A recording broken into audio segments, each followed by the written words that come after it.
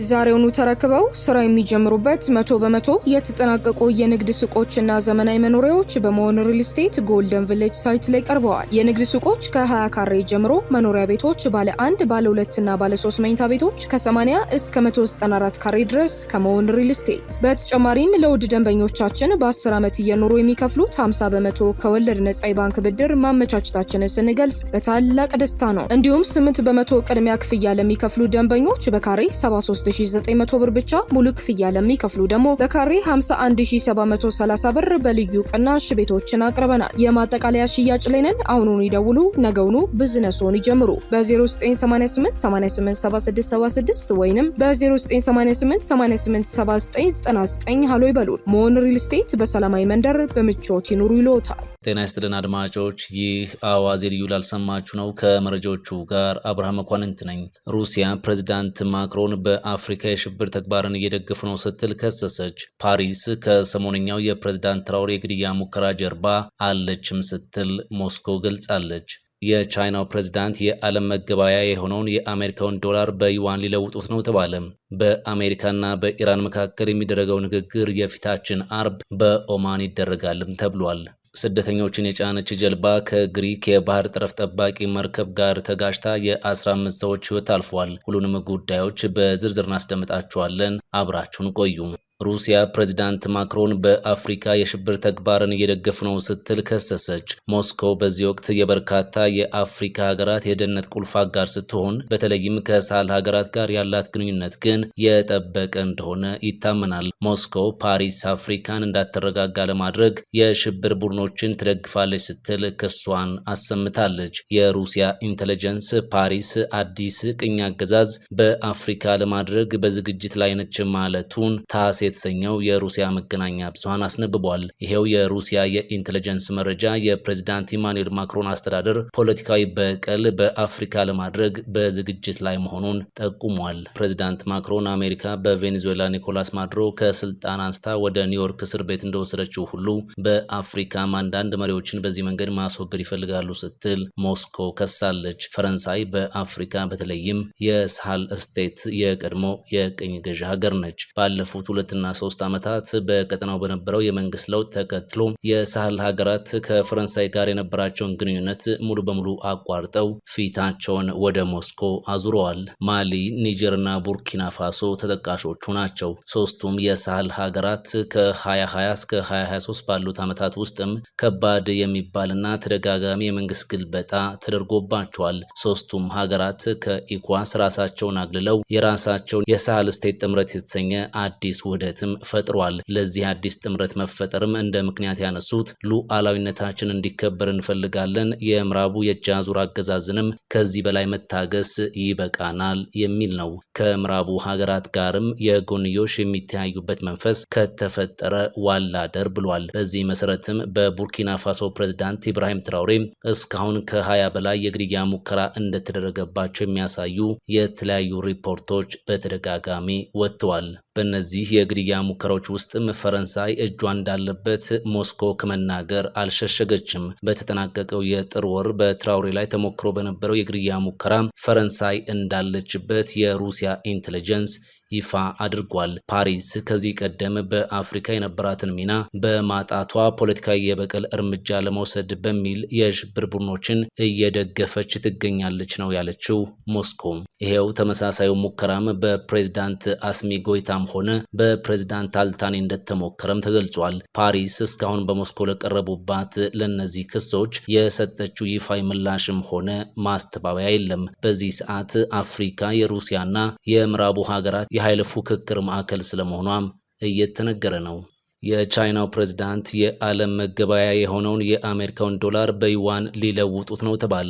ቻይና የዶላርን የበላይነት ለመቀዳጀት እንዳሰበችም ተሰምቷል። በዚህ ወቅት አዲስ የገንዘብ ፉክክር በዓለም መድረክ ላይ እየታየ እንደሆነ መረጃዎች ወጥተዋል። ፕሬዝዳንት ሺ ጂንፒንግ ቻይና ገንዘቧን በዓለም አቀፍ ስርዓት ውስጥ ትልቅ ሚና መጫወት እንዲችል ማድረግ ትፈልጋለችም ብለዋል። ፕሬዝዳንቱ የቻይናው ገንዘብ ዩዋን እንዲጠናከርና የአሜሪካ ዶላር ያለውን ዓለም አቀፍ የበላይ የበላይነት እንዲገዳደር ያላቸውን ግልጽ ፍላጎትም በይፋ ገልጸዋል። በዚህ ሰዓት አብዛኛው ዓለም አቀፍ ንግድ የሚከናወነው በዩኤስ ዶላር መሆኑ ይታወቃል። የአሜሪካ ዶላር አሁን 58 በመቶ የሚሆነውን የዓለም አቀፍ የገንዘብ መጠባበቂያ ክምችት በመያዝ ቀዳሚ ነው። በዚህ ረገድ የቻይናው ገንዘብ የዓለም መጠባበቂያ ክምችት ውስጥ የ2 በመቶ ብቻ ድርሻ ይዞም ይገኛል። በእርግጥ በዚህ ወቅት የበርካታ ሀገራት ማዕከላዊ ባንኮች ፊታቸውን ዶላር ከመግዛት ይልቅ ወደ ወርቅ እያዞሩ ነው።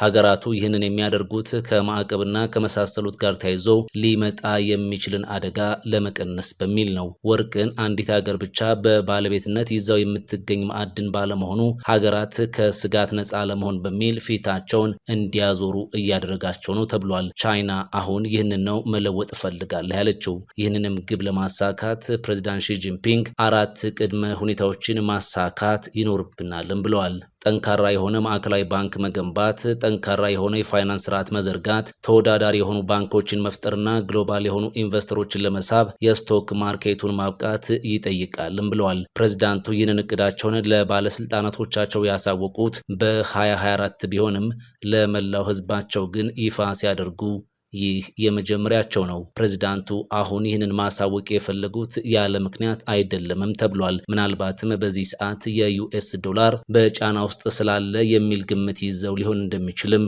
ተዘግቧል። ባለፈው አንድ ወር ገደማ ዶላር የመዳከም ሁኔታ እየገጠመው በመሆኑ ፕሬዝዳንቱ ለዓለም ምርጫ እንዳላት ለማሳየት ጊዜውን መርጠውታል የሚሉ መረጃዎችም ወጥተዋል። ይህም ሆኖ ግን የዩኤስ ዶላር ከ6 ትሪሊዮን በላይ በማዕከላዊ ባንክ በመጠባበቂያነት ይገኛል። ከአሜሪካ ዶላር ቀጥሎ በበቂ ሁኔታ ክምችት የሚገኘው ዩሮ ሲሆን በሶስተኛነት ደግሞ የጃፓን የን ነው። በአሜሪካና በኢራን መካከል የሚደረገው ንግግር የፊታችን አርብ በኦማን ይደረጋል ተባለም። ቀደም ብሎ ፕሬዝዳንት ዶናልድ ትራምፕ ዲፕሎማሲያዊ ጥረቶች መቀጠላቸውን ለመገናኛ ብዙሃን በኦቫል ኦፊስ ገልጸዋል። ኢራን ከአሜሪካ ሊደርስባት የሚችለውን የአየር ጥቃት ንግግር በማድረግ ማስቀረትን ምርጫ እንደምታደርግ እንደሚገምቱም ፕሬዝዳንቱ ተናግሯል። ኢራንም አርብ በኦማን የሚደረገው ንግግር መኖሩን ይፋ አድርጋለች። በዚህ ንግግርም የኢራኑ የውጭ ጉዳይ ሚኒስትሩ አባስ አራግቺና የፕሬዝዳንት ትራምፕ ልዩ መልእክተኛ ስቲቭ ዊትኮፍ እንዲሁም የትራምፕ አማች ኩሽነር ተወክለው ይገኛሉ ተብሎ እንደሚጠበቅም ተዘግቧል። ዋሽንግተንና ቴህራን አሁንም ካላግባቧቸው ነጥቦች መካከል አሜሪካ በኢራን ውስጥ ምንም አይነት ዩራኒየም የማበልጸግ እንቅስቃሴ መኖር የለበትም ትላለች። ኢራን በበኩሏ ዩራኒየም ማበልጸጉ እስከ 20 በመቶ ድረስ እንዲኖር ትፈልጋለች። ከዚህ ባለፈ ዋሽንግተን ኢራን የባላስቲክ ሚሳኤሎቿን አቅም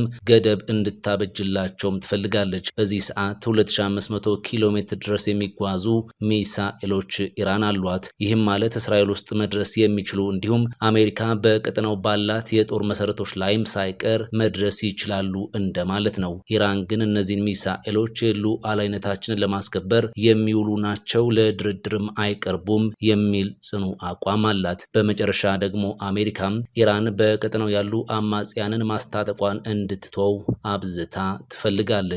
ኢራን ከአሜሪካ ጋር በሚደረገው ድርድር የኒውክሌር ፕሮግራሟን በሚመለከት መግባባት ላይ መድረስ እንችላለን እያለች ነው። ነገር ግን የባላስቲክ ሚሳኤሎችን ጉዳይ ማንሳት ማለት ላለመግባባት መፈለግ ማለት ነው እያለች በተለያዩ አጋጣሚዎች ታነሳለች። ይህንን ጉዳይ ለድርድር ማቅረብ ማለት ለጠላቶቻችን እጅ መስጠት እንደማለት ይቆጠራል የሚል ምልከታ ነው በቴህራን ባለስልጣናት በኩል የተያዘው።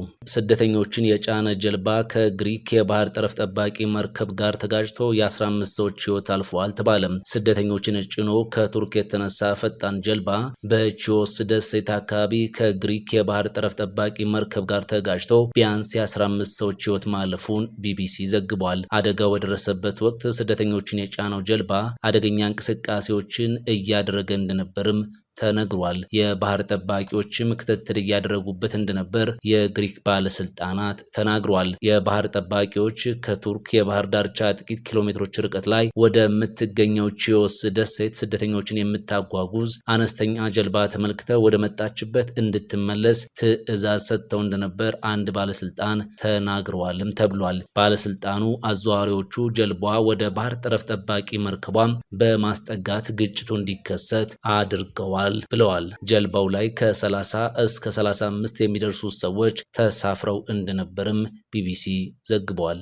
ዛሬውኑ ተረክበው ስራ የሚጀምሩበት 100% የተጠናቀቁ የንግድ ሱቆችና ዘመናዊ መኖሪያዎች በመሆን ሪል ስቴት ጎልደን ቪሌጅ ሳይት ላይ ቀርበዋል። የንግድ ሱቆች ከ20 ካሬ ጀምሮ፣ መኖሪያ ቤቶች ባለ 1፣ ባለ 2 እና ባለ 3 መኝታ ቤቶች ከ80 እስከ 194 ካሬ ድረስ ከመሆን ሪል ስቴት። በተጨማሪም ለውድ ደንበኞቻችን በ10 ዓመት እየኖሩ የሚከፍሉት 50% ከወለድ ነጻ የባንክ ብድር ማመቻቸታችንን ስንገልጽ በታላቅ ደስታ ነው። እንዲሁም 8% ቅድሚያ ክፍያ ለሚከፍሉ ደንበኞች በካሬ 73900 ብር ብቻ፣ ሙሉ ክፍያ ለሚከፍሉ ደግሞ በካሬ 51730 ብር በልዩ ቅናሽ ቤቶችን አቅርበናል። የማጠቃለያ ሽያጭ ላይ ነን። አሁኑን ይደውሉ፣ ነገውኑ ቢዝነስዎን ይጀምሩ። በ0988 887676 ወይንም በ0988 887999 ሃሎ ይበሉን። መሆን ሪል ስቴት በሰላማዊ መንደር በምቾት ይኑሩ ይሎታል። ፈጣን ያልተሰሙ መረጃዎችንና ትኩስ የኪነ ጥበብ ዜናዎችን ለማግኘት የቁም ነገር ሚዲያ የዩቲዩብ ቻናልን በመቀላቀል ቤተሰብ የሆኑ ቻናላችንን ሰብስክራይብ ያድርጉ። በቲክቶክም አለን። ቁም ነገር ሚዲያ ኦፊሻል ብለው ይከተሉን። እናመሰግናለን። ቁም ነገር ሚዲያ፣ ለቁም ነገር እንሰራለን።